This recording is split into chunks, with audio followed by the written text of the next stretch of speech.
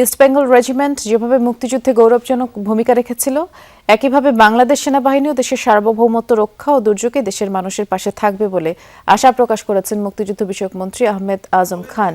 সকালে রাজধানীর রাওয়া ক্লাবে মুক্তিযুদ্ধে ইস্ট বেঙ্গল রেজিমেন্টের ভূমিকা নিয়ে এক আলোচনা সভায় মন্ত্রী বলেছেন, ৭১-এ যারা বাংলাদেশের বিরুদ্ধে অবস্থান নিয়েছিলেন তাদের জাতির সামনে ক্ষমা চাইতে হবে। অনুষ্ঠানে স্পিকার হাফিজ উদ্দিন আহমদ বলেন, দেশ রক্ষায় প্রতিরোধ করে যুদ্ধে নেতৃত্ব দিয়েছিল ইস্ট বেঙ্গল রেজিমেন্ট। বলেন, স্বাধীনতার ঘোষণাও দিয়েছেন ইস্ট বেঙ্গল রেজিমেন্টের কর্মকর্তা তৎকালীন মেজর জিয়াউর রহমান।